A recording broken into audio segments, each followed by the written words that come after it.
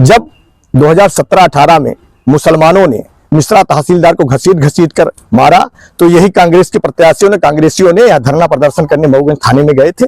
और इस बार महादेवन का जब मुद्दा उठा तो कांग्रेस का ब्लॉक का अध्यक्ष सीधे पहुंच गया हाई कोर्ट। तो ये तो सनातनियों के विरोध शुरू से लेकर तो बिल्कुल लग रहा है कि वो कांग्रेस के प्रत्याशी के रूप में काम कर रहे हैं। वो लगता है कि वो चुनाव लड़ने की तैयारी में है, उनकी रिश्तेदारी भी है मुदरिया में है, उनके पूरे रिश्तेदार भी इस तैयारी में लग गए हैं। उनके एक रिश्तेदार को अपना निसचिव भी बना लिए हैं और चारों तरफ जिस तरह से उनके रिश्तेदारों के द्वारा उनके द्वारा पूरे जिले में अराजकता का माहौल फैलाया जा रहा है, इससे ऐसा लग रहा है कि वो अपने चुनाव की तैयारी में लग गए हैं। कलेक्टर साहब, ऐसा लगता है कांग्रेस से उनको टिकट मिलने वाला है, इसलिए खुलकर वो कांग्रेस का सपोर्ट करते हैं और जो कांग्रेस के प्रत्याशी कांग्रेस के लोग जो कहते हैं वही वो करते हैं। महादेवन अतिक्रमण मामले में मुस्लिम पक्ष के साथ खुलकर खड़ी कांग्रेस। दंगा कराने की मंशा होती तो पत्नी के साथ महादेवन नहीं आते विधायक। हिंदू नेता ने कांग्रेस और जिला कलेक्टर पर लगाया आरोप। नमस्कार, आप देख रहे हैं अमर रिपब्लिक न्यूज मिथिलेश त्रिपाठी के साथ। मऊगंज जिले के देवरा गांव में स्थित ऐतिहासिक महादेवन मंदिर के अतिक्रमण हटाने की लड़ाई में कांग्रेस अब खुलकर मुस्लिम पक्ष के साथ खड़ी हो गई है, जिसकी वजह से मऊगंज जिले में सियासत भी गर्म हो गई है। इस पूरे मामले को लेकर हिंदू समाज के नेता संतोष तिवारी ने कांग्रेस पार्टी और कलेक्टर मऊगंज को आड़े हाथों लिया है। उन्होंने कहा कि मुस्लिम के अतिक्रमण को बचाने के लिए ब्लॉक कांग्रेस हनुमाना के अध्यक्ष नरेंद्र बहादुर सिंह ने हाई कोर्ट में रिट पिटीशन लगाकर स्टे लगवा दिया है। न्यायालय के आदेश का हम सबको इंतजार है और उस पर विश्वास है, जिसका हम सम्मान करते हैं। अयोध्या, मथुरा और काशी में विवाद इसका प्रमाण है। उन्होंने मऊगंज कलेक्टर को सबसे बड़ा दोषी बताते हुए कहा है कि यह कांग्रेस के इशारे पर काम कर रहे हैं, जो कि कांग्रेस से अगला चुनाव लड़ने की तैयारी भी कर रहे हैं। इस पूरे मामले में जानकार बताते हैं कि विधायक महादेवन मंदिर से अतिक्रमण हटाने की लड़ाई में तब खुलकर सामने आए जब हिंदू समाज ने अगस्त माह में धरना के जरिए मोर्चा खोला। अगस्त में कलेक्टर अजय श्रीवास्तव ने अतिक्रमण हटाने का वादा किया, लेकिन वह वादे से मुकर गए और दोबारा मामला आमरण अनशन से शुरू हुआ। प्रशासन को जब पता था कि आमरण अनशन शुरू हो चुका है और हिंदू समाज के नेता संतोष तिवारी ने अपनी चिता भी सजा ली है, बावजूद इसके ना तो वहां कलेक्टर गए ना ही एसपी ने जाना उचित समझा, जिसको लेकर हिंदू समाज में आक्रोश देख विधायक मऊगंज भी झारखंड चुनाव से लौटते वक्त पत्नी के साथ अनशन स्थल पर मिलने पहुंचे थे। आइए सीधे जुड़ते हैं हिंदू नेता समाज सेवी संतोष तिवारी के साथ। महादेवन मंदिर का मामला हाई कोर्ट में पहुंच चुका है।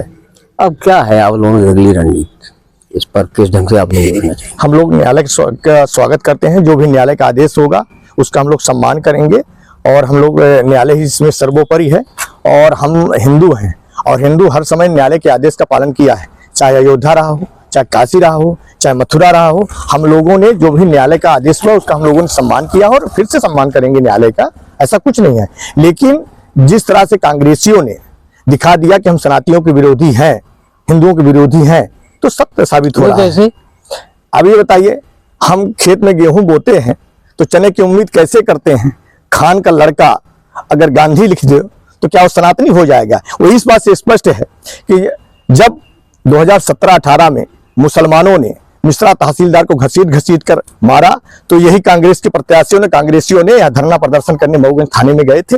और इस बार महादेवन का जब मुद्दा उठा तो कांग्रेस का ब्लॉक का अध्यक्ष सीधे पहुंच गया हाई कोर्ट। तो ये तो सनातनियों के विरोध शुरू से षड्यंत्र रचते हैं। और देखिए, जो दंगे की बात ये लोग कर रहे हैं कि विधायक ने दंगा करवाया है। विधायक तो 19 तारीख को अपनी पत्नी को लेकर रास्ते से गुजर रहे थे तो उन्होंने कहा कि हिंदू लोग यहाँ धरना प्रदर्शन कर रहे हैं तो हम उनसे मिल लेते हैं। और जैसे मिलने गए तो सर पाकिस्तान के नारे लगने लगे, इधर से भी लोग दौड़ के पहुंच गए। विधायक का भी जाना चाहिए, वो क्षेत्र के विधायक हैं।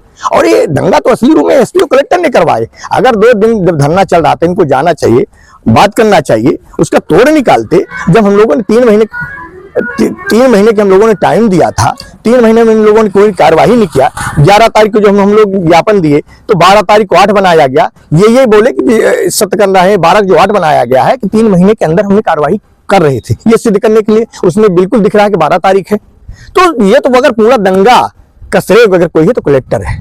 कोई कलेक्टर के जो असली माइंड है पीआरओ, फर्जी पीआरओ, जिसने बोला कि वहां पर धूर्त हिंदू, पाखंडी हिंदू, और यहाँ तक आरोप लगा कि पुलिस की गाड़ी से पराठा जाता था, आलू पराठा वो खाता था। तो दंगा असली करवाने का जो श्रेय मिलता है तो वो एक तथाकथित प्यारो राजू सिंह है। हम तो उसको पत्रकार नहीं मानते। उसके ऊपर कलेक्टर साहब ने ऐसा क्यों ऐसे बंदे क्या चुना है, उससे उनका क्या हित है, क्या लाभ है? देखिए, जितना अनर्गल काम हो रहा है, जितना घटिया काम होता है, चाहे दारू तस्करी का काम हो, वो बागरी के साथ में बैठता है, जिसका हमारे पास वीडियो है, वो तो पूरा अंतर्राष्ट्रीय गिरोह और वो गौ तस्करी का उसने खुलासा भी किया है। तो लोगों को पर्याप्त पैसा जहां से मिल रहा है उसके लिए करें। और फिर राजू सिंह वेटरनरी जमीन में बार बार कह रहे हैं कि वो घर बना लिया है, वहां से दारू का तस्करी कराता है, कोरेस की तस्करी कराता है, महिलाओं को उत्पीड़न करता है, महिलाओं को परेशान भी करता है। महिलाएं भी इतनी उससे परेशान हो गई हैं कि आज महिलाएं निकलना बंद कर देती है राजू सिंह के सामने से। और हद तो इस बात से हो गई कि जब एक आदिवासी महिला सुरक्षित नहीं रह सकती है, और वो भी हमारे सीएम साहब लाडी निभाना चाहते हैं, बताइए कितनी दुर्गत है। एक तरफ आदिवासी उत्थान की बात होती है, मध्य प्रदेश सरकार करती है, और इस तरह से जो अपराधी प्रवृत्ति के लोग बैठे हुए हैं, महिलाओं को बिल्कुल परेशान करके रख दिया है। इसके ऊपर कोई कार्रवाई नहीं हो रही है। कलेक्टर साहब को कहा देखते देखिए, कलेक्टर साहब को तो ऐसा लगता है कि पूरे मऊगंज में ऐसा लगता है कि 2 बार जो कांग्रेस प्रत्याशी ने चुनाव हार गए हैं, तो कहीं उसकी पूर्ति के लिए हमको ऐसा लगता है कि गलत टिकट हमारे कलेक्टर साहब देंगे। खुलकर कांग्रेसियों को सपोर्ट कर रहे हैं, इसी के पूरा कांग्रेसियों के साथ में बैठकर इसी महादेवन मंदिर में उन्होंने कांग्रेसियों के दबाव पर 3 महीने कोई कार्रवाई नहीं किया। और जब हम लोगों ने आगे बढ़ाया कार्यक्रम को, तो पूरे कांग्रेसी खुलकर सामने आ गई। अब तो सीधे दिख रहा है, पूरे मऊ जनता देख रही है कि कांग्रेसी सनातन का विरोधी है, हिंदुओं के विरोधी हैं। ये बात किसी से छिपी नहीं है। और हम लोग बिल्कुल विधायक जी का साथ देंगे, क्योंकि वो हिंदू के सम्राट हैं। हम लोग अपना हिंदू का सम्राट मानते हैं, हार मानने वाले नहीं है, लेकिन न्यायालय के आदेश का हम लोग पालन करेंगे, सम्मान करेंगे। मतलब आपका कहना है अगला चुनाव जो होगा तो भाजपा वर्सेज या प्रदीप पटेल वर्सेज अजय श्रीवास्तव जी? हाँ, ऐसा हो सकता है, बिल्कुल ऐसा जैसे वो कार्य कर रहे हैं। कांग्रेस का प्रत्याशी बनता है, बैठ जाता है 2 घंटे के लिए, सचिव हटा देते हैं, कांग्रेस प्रत्याशी जो बोलता है उसके इशारे पर पूरी कार्रवाई कर रहे हैं। तो इससे तो स्पष्ट हो रहा है कि चुनाव की तैयारी में वो लगे हुए हैं। अब वो कहाँ तक सफल होते हैं, कहाँ तक नहीं सफल होते हैं, तो भगवान मालिक है। कनेक्शन मानते हैं? बिल्कुल कनेक्शन है। अरे पूरे मऊगंज में जिस तरह से कलेक्टर साहब को लेकर तो बिल्कुल लग रहा है कि वो कांग्रेस के प्रत्याशी के रूप में काम कर रहे हैं। उनको लगता है कि वो चुनाव लड़ने की तैयारी में है। उनकी रिश्तेदारी भी है मुदरिया में है, उनके पूरे रिश्तेदार भी इस तैयारी में लग गए हैं। उनके एक रिश्तेदार को अपना निज सचिव भी बना लिए हैं। और चारों तरफ जिस तरह से उनके रिश्तेदारों के द्वारा उनके द्वारा जो पूरे जिले में अराजकता का माहौल फैलाया जा रहा है, इससे ऐसा लग रहा है कि वो अपने चुनाव की तैयारी में लग गए हैं कलेक्टर साहब। ऐसा लगता है कांग्रेस से उनको टिकट मिलने वाला है, इसलिए खुलकर वो कांग्रेस का सपोर्ट करते हैं। और जो कांग्रेस के प्रत्याशी, कांग्रेस के लोग जो कहते हैं वही वो करते हैं।